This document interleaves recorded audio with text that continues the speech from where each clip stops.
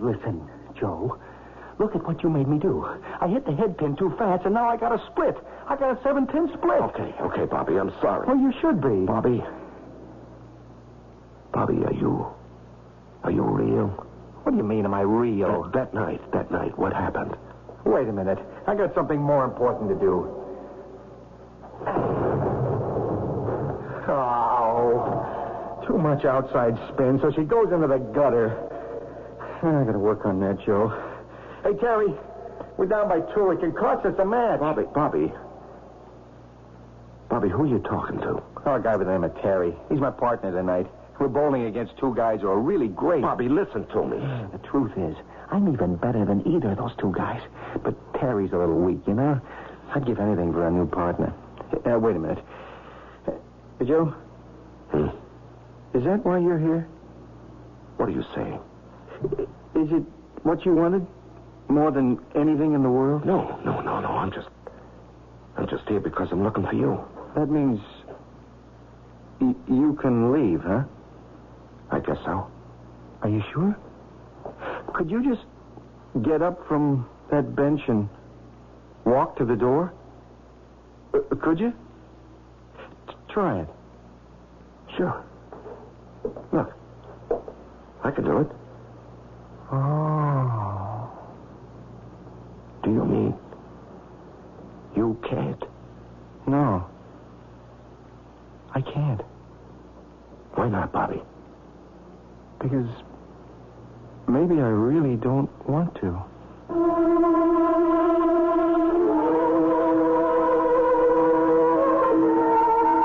We seem to have a rather strange bowling alley here. Or maybe it's only strange because it's closed for the night.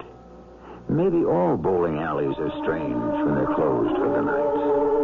Which should open up a whole new line of conjecture.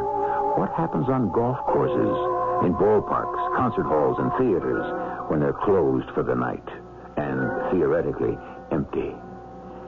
Well, we can't close until we bring you Act 3, and we shall shortly.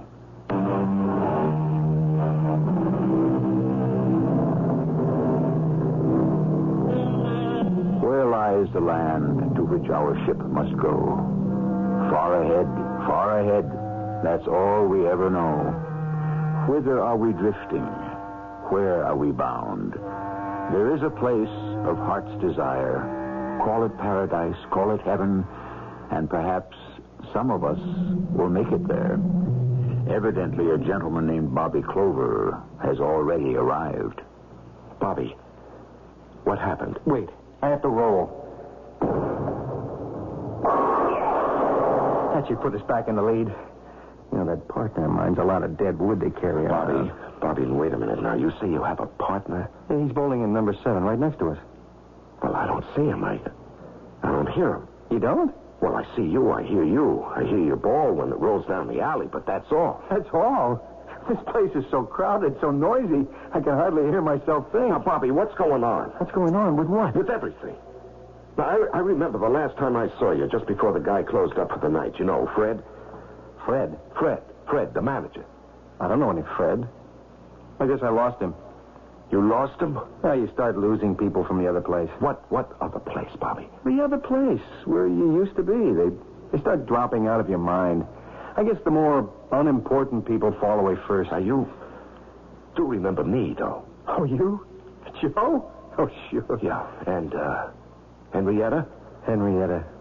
And I'll remember her longest of all. That sounds as if you're going to forget her. After a while. After a while, you have to forget everybody. Hey, Bobby, wait a minute. Am I dreaming? What's happening? I don't know if you'll be able to understand it, but you remember that night you came here and wanted to talk to me? Yeah. I was bowling, right? Right. And we talked about it.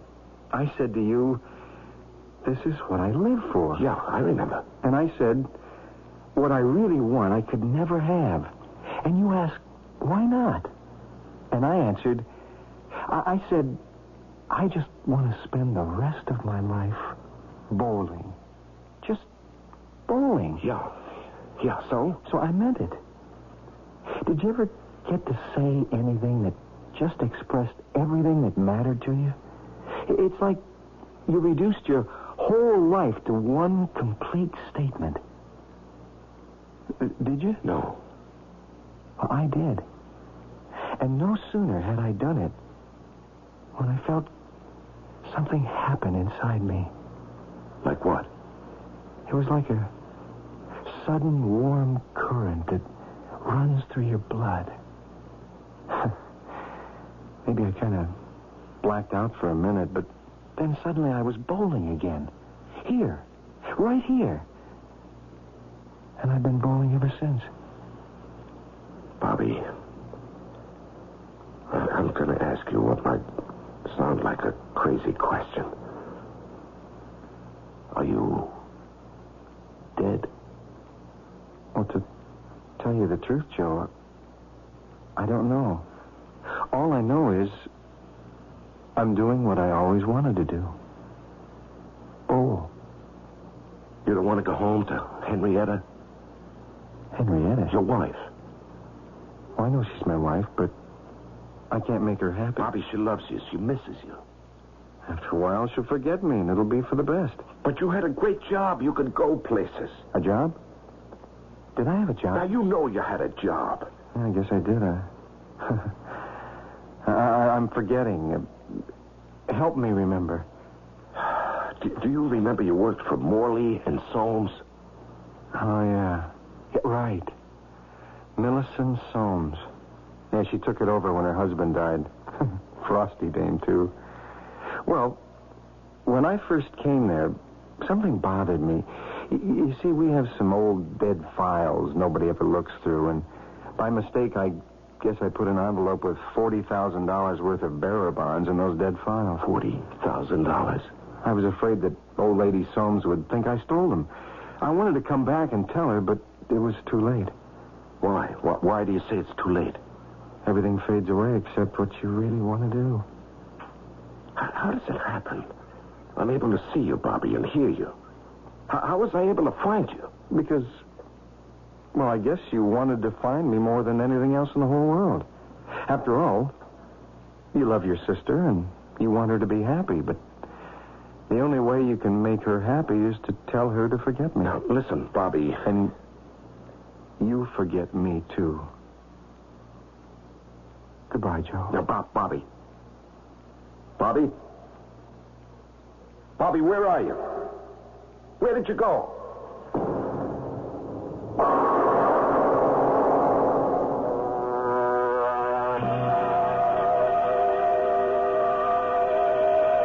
And then? He was gone, Doctor. I see. What do you see? You told me a story that consists of several separate, distinct elements. First, you went to see your brother-in-law at your sister's urging. Yeah, that's true. Second, you met him late at night at a bowling alley. Talked to him. Fred, the manager's told us you were there. You mean you've been checking my story? Now, bear with me, please. From here on, every element rests on your own say-so. You say you'd arranged to wait outside in your car for your brother-in-law. Yes, that's true. You say you waited, and he never came out of the bowling alley. He never did. Perhaps. Perhaps. Let me tell you what could have happened. He was going to pay Fred, but Fred had to go into the office. Instead of waiting for Fred to return, Bobby decided to leave. He walked out and got into your car. Now, wait a minute. You haven't been listening. He never came out of that place. That is what you say. Suppose he did. Suppose he did get into your car, and suppose you killed him. Okay. Why? Why would I want to kill him? Because you love your sister more than anyone or anything else in the world. And that's why I would kill the man she's crazy about? Yes, because he was not going to be good enough for her. He didn't love her, or at least not as much as she loved him. After a while, he would have broken her heart, destroyed her. Well? Therefore, I killed Bobby. And when Fred, the manager, began to lock up, You pretended that Bobby hadn't come out yet. Thus, you set in motion the entire charade that has been going on for almost a month.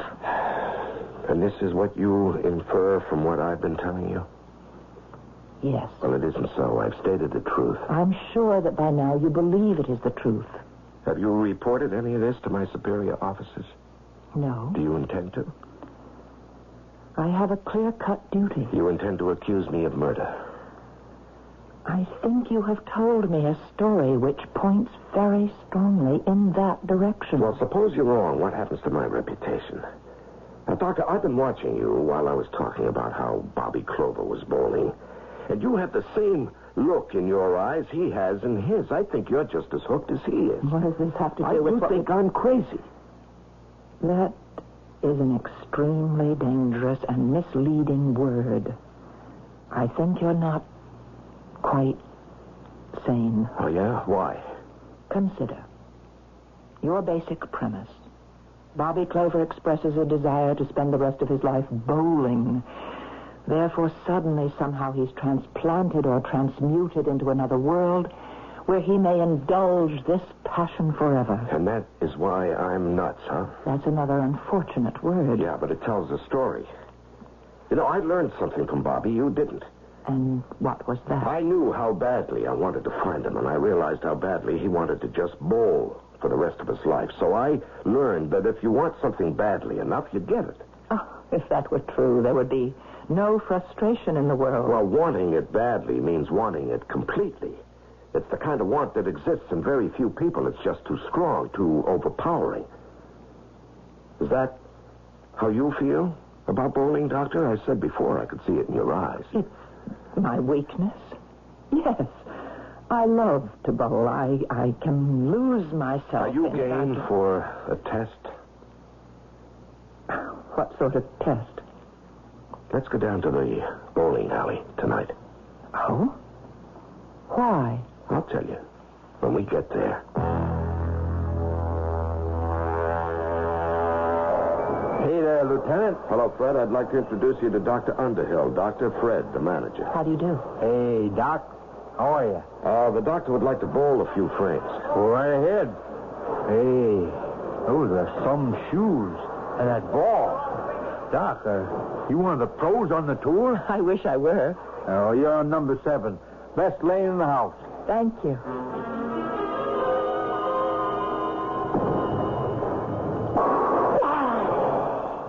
Hey, that was beautiful, Doctor. Thank you. You know something? You're beautiful, too. Probably. Well, that's a funny way to accept a compliment. But it's true. You know, I never noticed it before. You are beautiful. Yes, when I bowl. You know, I looked at you before this as a kind of quiet, pale... Nondescript middle-aged lady. No, I wouldn't say middle-aged exactly, but now, here, your eyes are sparkling, your cheeks are bright, you kind of vibrate with excitement. Now I'm living. When I'm doing this, I don't know what this game does to me, but it's the only time I'm completely alive. Don't say any more. I go through the motions of a job and a career. No, stop. I do what I do to get paid. I even do it well. Stop right now. Stop unless you want to do it forever. But this is all I want. No, it isn't. It isn't. Believe me. I live to do this, to aim the ball, approach the line, swing and release, and down the lane.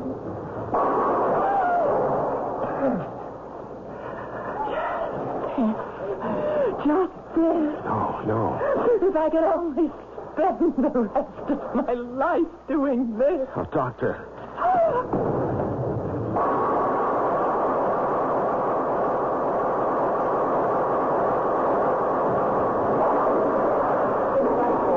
Hey, Lieutenant. How's it going?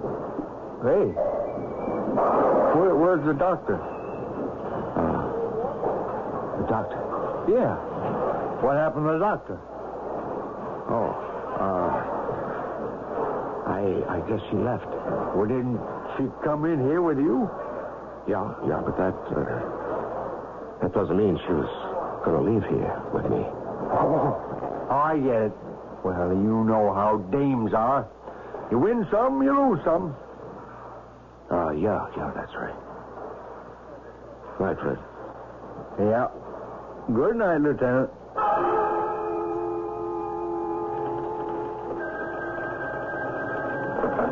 Missing persons, Lieutenant Mulvaney. Oh, yes, Inspector. Who? The police department psychiatrist. Yeah, I'm taking it down. Martha Underhill, age 46. Is missing. Yeah, I'm getting it. Say her hobby was bowling. Well, we'll certainly check all the alleys. Oh, yes, sir.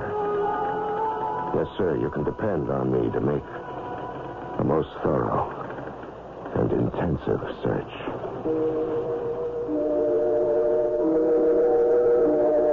And because he's a most conscientious detective, we know he did. But where she had gone, there was no following her. Only a comparatively few dedicated people could arrive at the place, and then they couldn't get back. Well, we hope she teamed up with Bobby Clover, who certainly needed a new partner. I'll be back shortly.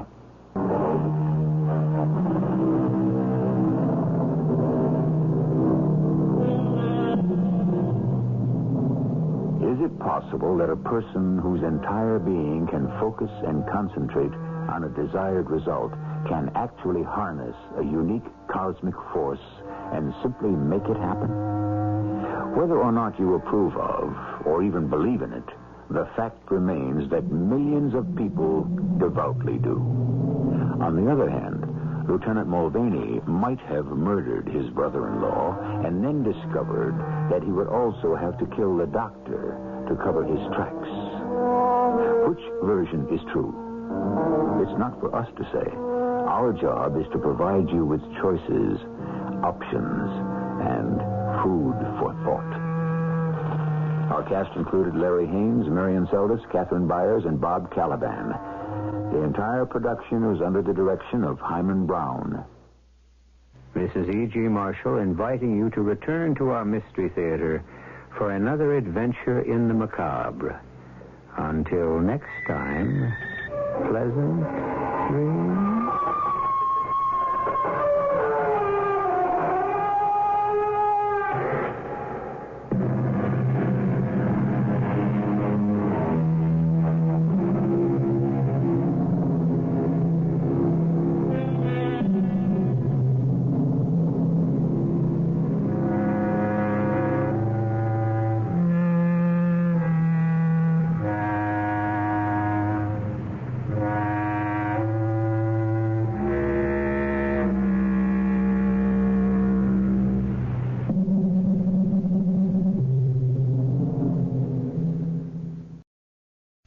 The CBS Radio Mystery Theater presents...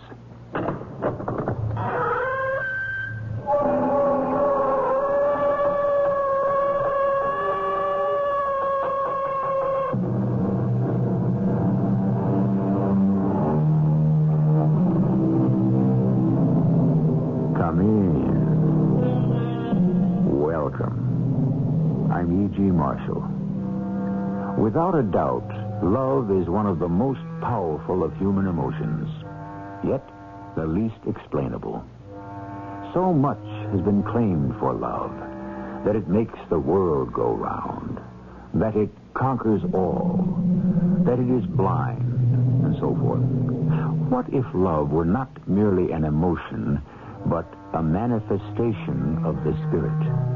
What would this Spirit of love do if it were denied, rejected, and banished? That is the premise of the strange story we will shortly unfold. I believe your problem, Professor, is that you want no one to get close to you. You're right. I can't stand intimacy. Those who don't want things often get them. Then I ought to have affection poured all over me, because I hate it. Who knows? Perhaps you will. I hope not. I'd rather die first.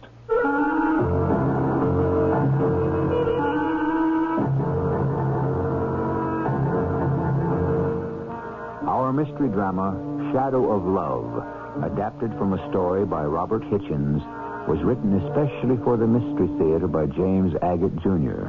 and stars Robert Dryden and Norman Rose. It is sponsored in part by Contact, the 12-hour cold capsule. I'll be back shortly with Act One.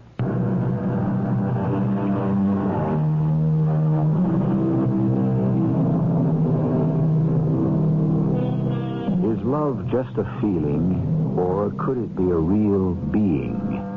That is what is behind this unbelievable story of the friendship of a scientist and a priest.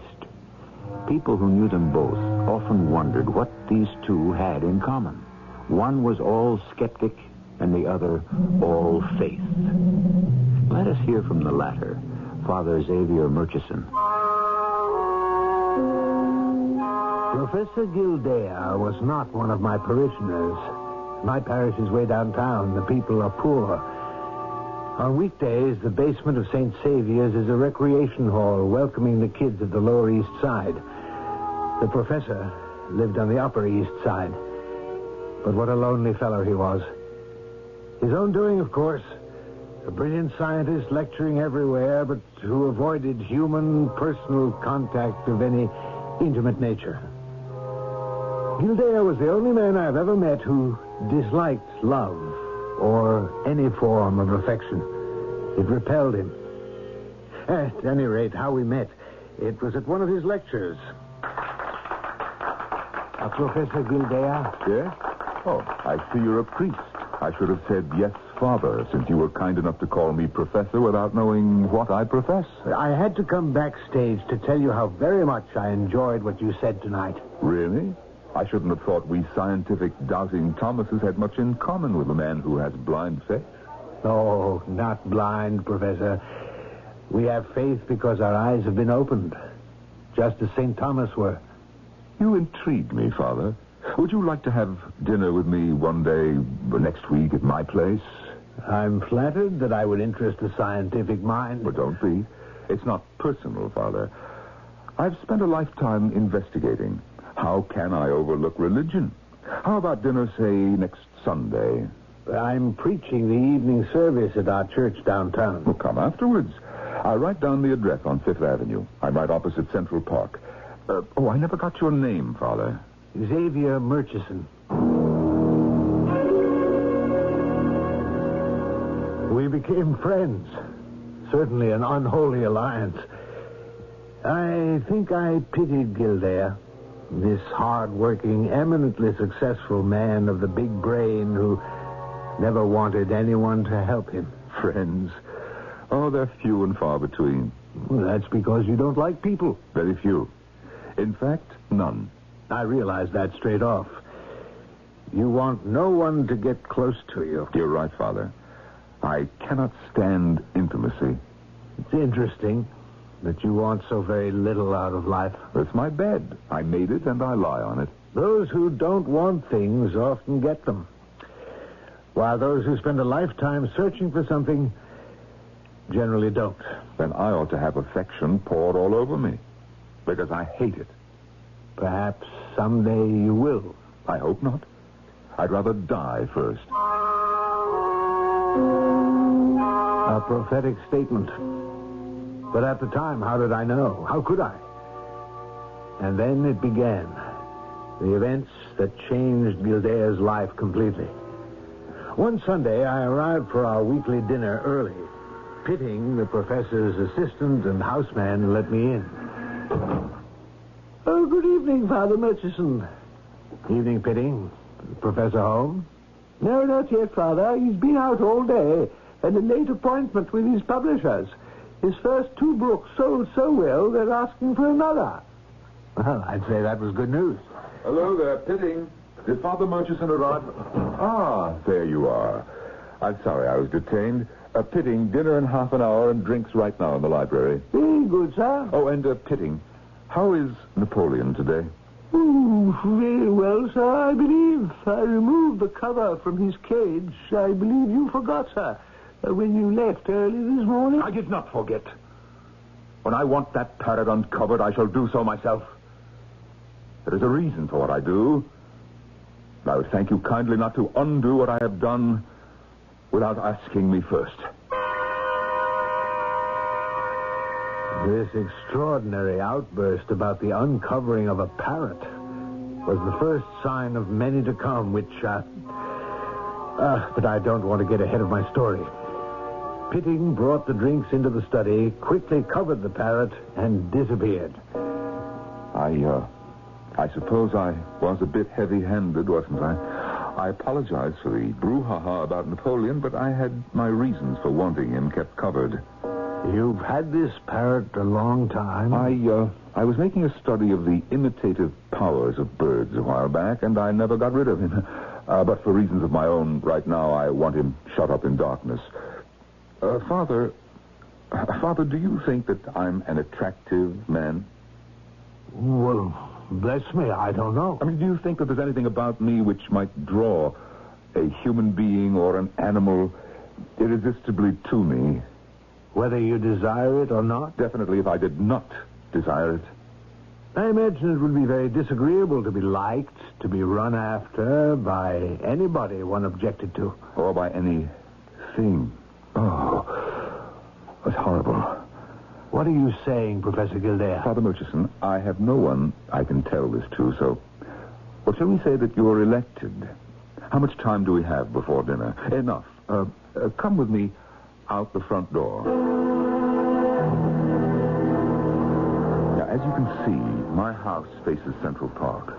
My brownstone is just across Fifth Avenue opposite that path there into the park. Ah, I see a bench just behind the tree. I suppose you're out there often? Well, sometimes, not often. Generally, I stand at my door, take a few deep breaths, and then go on in to dinner and spend the evening working. I dare say if I lived here, I'd be out there morning, noon, and night. So peaceful. Yes. Well, a few nights ago, Thursday, I came out, as I do, and I stood here. On that bench, I saw a dark object sitting, its back to me. Couldn't tell if it was a man, woman, or child. You know, right away, I had a most peculiar feeling about it. I wanted to go and get close to it, but I couldn't move. I just stood here where I am now, my thoughts drawn to this person or thing on that bench. Thing? Well, why it took such hold over my imagination, I don't know. Finally, I forced myself to cross the street and walk up the path to the bench. And? Well, it wasn't there. I hadn't taken my eyes off it, but it had disappeared. I looked up and down the path everywhere. It was gone. And for some strange reason, I was hurt. Angry. I turned around, came back here, and found that I had left the door open. Not advisable in any neighborhood in the city at night. In that little time, it's not likely anybody could have come in here without you seeing them. Yes, interesting what you say, but you're wrong. There was someone here. How? Did you catch them? Well, that's just it. Now, I'm not a man of hysterical imagination. The moment I came in this door, I knew there was somebody here. Not my man Pitting, but the very same person or thing I had seen on that park bench. I just knew it. I was so positive, I walked right upstairs, expecting to find this visitor waiting for me. And no one there. I came down again, went into the kitchen. No one. I beg your pardon, Professor Gildea. Dinner is served. Thank you, Pitting. We'll be along directly.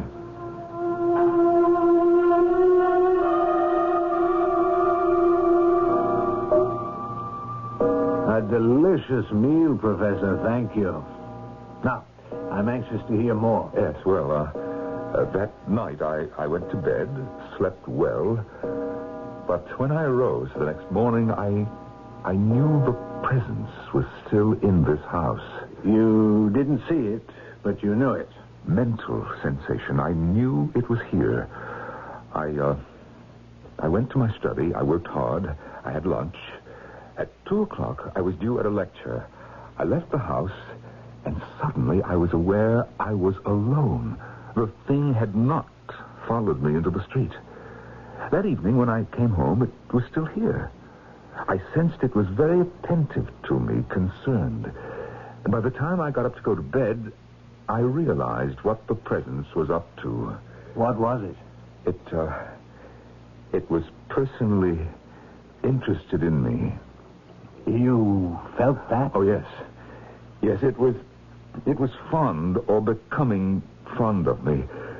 Father, I want you to see something. Now, I'm going over to the corner of the room, and I'm taking the cloth from the parrot cage. There we are. Now, Father Murchison, have a good look at the parrot. Now, tell me what you see. Well, Napoleon seems to be asleep on his perch. Right. Sort of half asleep, half awake. Now, what is it doing now? Ruffling its feathers, I should say. Now it's doing a little dance, a little jig. Oh, that's strange. All right, back to sleep, Napoleon. I'll cover you up again. Yes, Father. A little dance. A jig, you called it. Father, if you were to ask me, it was the mincing steps of a woman. Napoleon has never done that before. These are absurdly imitative birds. You see, I think that it is imitating that presence. Are you saying that the presence is female? Yes, I certainly am. Oh, dear me. The parrot has sensed it or seen it and has copied it. You can't believe your parrot was just now seeing the apparition in this room and imitating it. Oh, yes, absolutely. And it is still here. Professor Gildea, let me speak to you as a friend. To believe that a parrot, an entirely physical creature with limited perceptions, is able to see what you cannot see and imitate it is more than any sensible person can believe. More than I can believe, and more than you should believe. Are you quite finished? I can tell you more. Father, it's at me here now. Oh, God, there's a cloying closeness about it. I feel it here. Right here. Oh, it horrifies me. It horrifies me. As I said when we began, what if an emotion had entity? Taking it a step further than the emotion of love, take hate with a hand raised in anger. Take revenge, despair, fear. What if all those could appear to you and me as actual beings, haunting us and making themselves unwelcome visitors? All fancy, you say? Wait with me and see if the fanciful takes on substance when I return with more of the mystery in Act 2.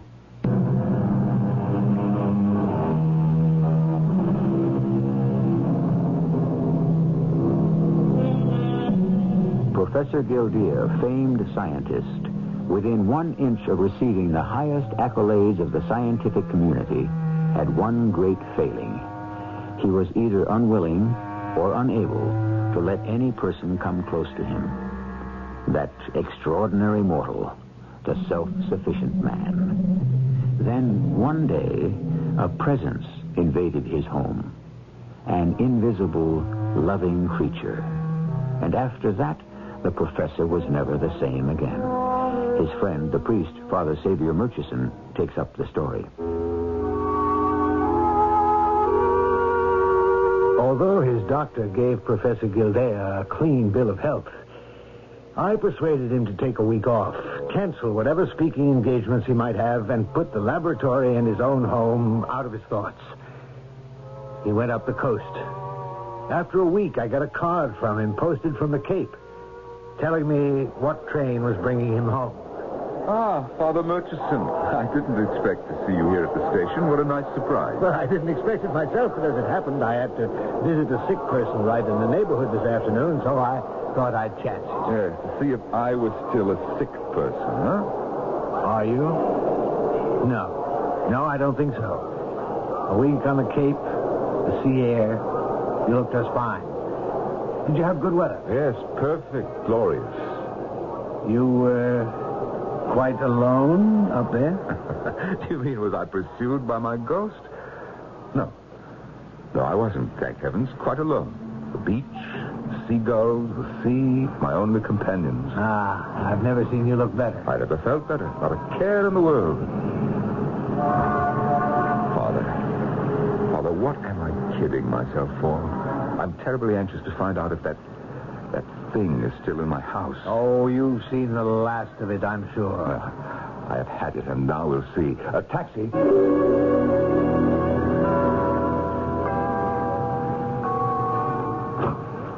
Pitting, pay the cab and take my bag, will you? Father Murchison is staying for dinner. Let's go in, Father. Well, I was thinking, Professor, perhaps I'd better scoot back to St. Saviour's for a few hours and then return in time for dinner. I know that I'm being selfish. Well, we've climbed a flight to the study. Let's go in. I've always liked this room. Now, if I'm to remain here, I'd better call St. Saviour's. Well, there's a telephone in the hall. I'll pour small glasses for us both. Whiskey? When Pitting comes upstairs, I think I'd prefer a cup of tea. Well, as you wish. Turn on the light. The telephone is right there. All right. Now that you've had your tea, Father, and I've had 2 whiskeys, let us see what we shall see. Are you really relaxed? No feeling of apprehension? Not a scrap. But I am curious. I'm waiting for it. Whatever is that? It's Napoleon. He's telling me, you've been back home for an hour. Why don't you uncover me? I'll take its cover off. I never heard a parrot make a sound like that before. It was certainly a most unparrot-like sound. Yes, it is. It's not imitating some sound it's heard, is it? I'd like not to answer that question. Are we alone? What's that? Your visitor, this thing, is still here. Yes. Ah, how do you know? It came into the study a few moments ago to welcome me. It came... How? Well, simply by making me feel that it is here and happy to see me.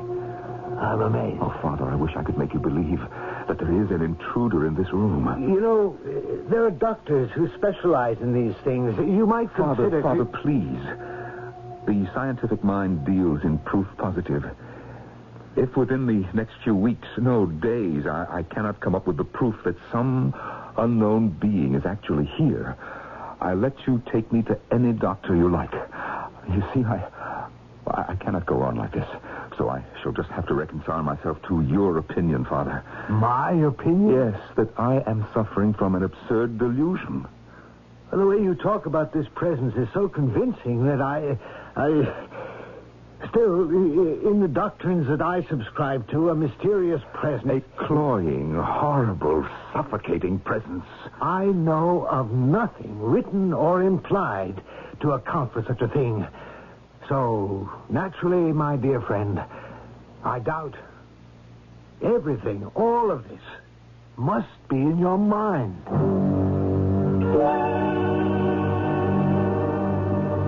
2 days later, my telephone rang at St. Saviour's. Could I stop by that evening? He had to see me and to come that night, no matter what time it was. Father Murchison. Oh, Father Murchison, come in. Come in, please. Good Lord, Professor. What in heaven's name is the matter? I've never seen you looking like this. Something has come over me. I cannot take it alone anymore. Well, why didn't you call me yesterday? Yesterday? Yesterday? When was that? You see, since yesterday, I've passed a decade in a day. All right. Is it still here, the presence? Stronger than ever. What amazes me, Father, is that you do not feel it. That it hasn't made itself known to you. Father, I may need to turn to the church, after all. The church? What are you saying? To have this thing exorcised. Would you do that for me? Exorcism? Well, that's quite a step, not to be taken casually. Well, can't you imagine what it might be, Father?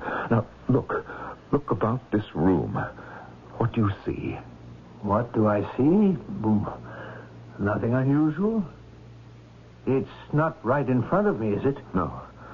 No conventional white-robed, cloud-like spook. Heavens, no. I hadn't taken leave of my senses that far. No. Look again. Only Napoleon. His cage is uncovered. Is that it? He's the proof? Yes. You were once quite suspicious of the parrot's abilities. You said before the parrot was aware of the intruder. Yes, and now I'm sure of it. You see, he's been watching that presence from the very first day it came in the back door. Oh, is that why you started keeping its cage covered during the day? Exactly. An act of cowardice on my part. Napoleon's behavior was beginning to get on my nerves. I think the proof I needed developed when I spent a week at the Cape. Now, let me show you the results of an experiment. Well, do I have to do something? Oh, yes. You and I are going to hide ourselves in this room, and both of us will watch Napoleon. You're covering his cage again? Yes.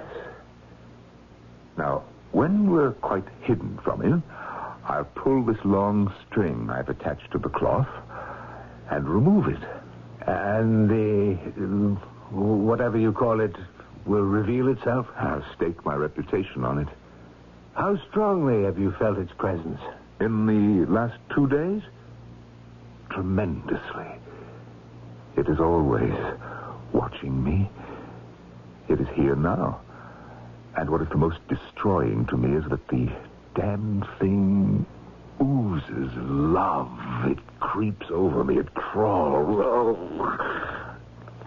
Now, if you're ready, let's hide ourselves behind the drapes on either side of the window. I'll pull the string and uncover the parrot and watch. And then you tell me, am I mad or very sane? I am trying to be rational and calm about what I saw. The parrot moved along its perch and then suddenly turned towards the door. With its eyes, it followed something we could not see across the room, fluttering its wings with excitement.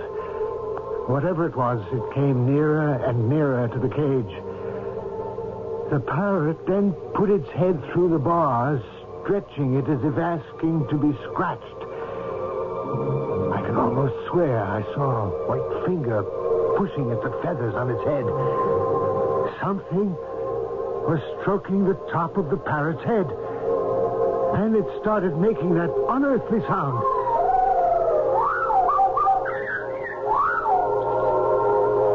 What do you think, Father? It is there. Here. Extraordinary. And that sound. Ever hear anything like that? No, never. It's more peculiar than it was before. Napoleon is imitating the sound of the thing. He hears it and repeats it.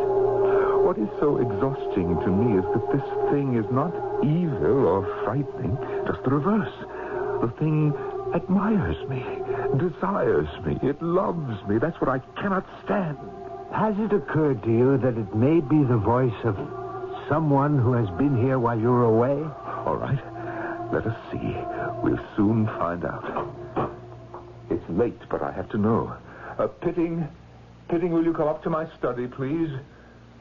Now, before I went away, I noticed Napoleon was trying to do a kind of walk.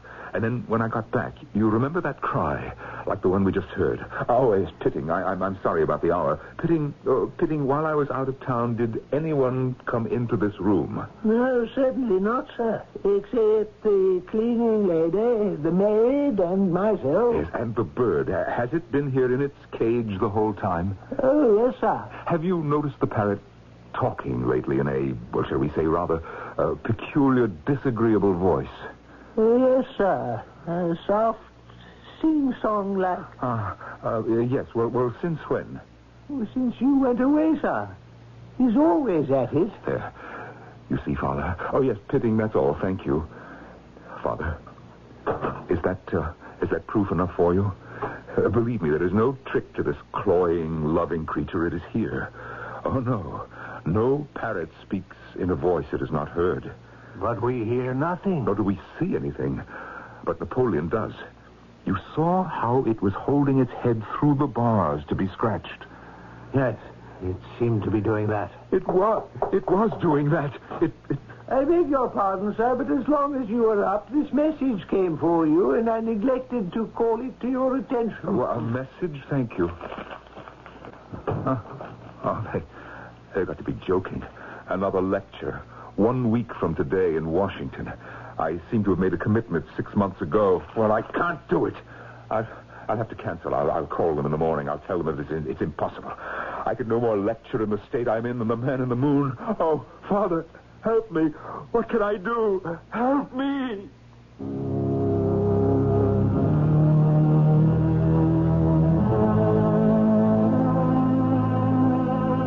In ancient days, when an incarnate creature made itself known, a forked stick, a sprinkle of holy water, a stake driven through its heart, dispossessed the evil from its spirit.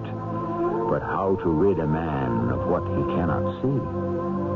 Is this some devilish magnetic force drawing to the professor the very emotion of love he cannot bear? More on this when I return shortly with Act 3.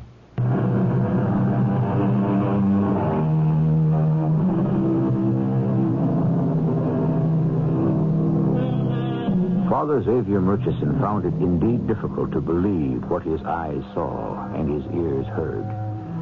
It was no task for this devoutly religious man to believe implicitly in the miracles recorded in the Bible, but the notion of any supernatural intrusion into his daily life was more than he could accept.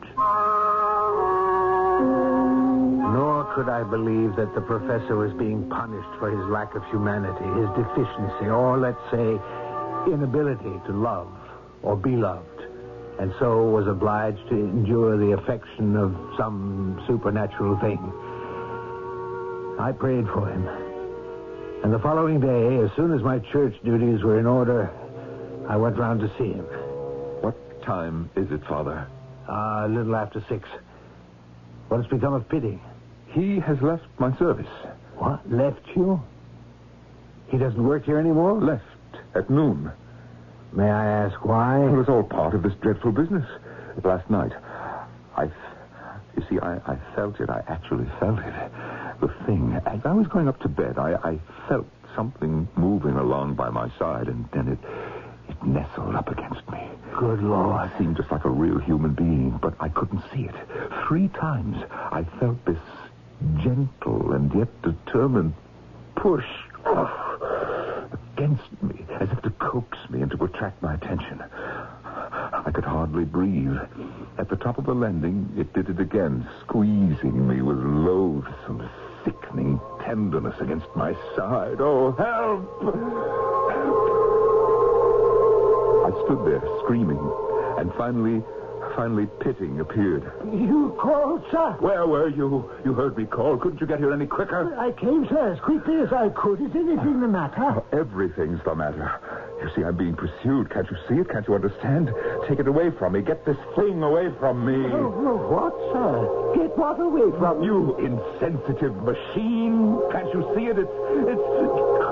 I can't breathe. What is it you wish me to do, sir? Oh, Pitting. Oh, I'm sorry, Pitting. I'm sorry. Forget what I said about being a machine.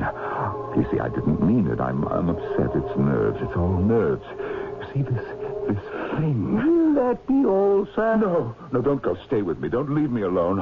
You see, Pitting, I'm being tormented. Please, I beg you, Pitting, don't go. I need you. Professor?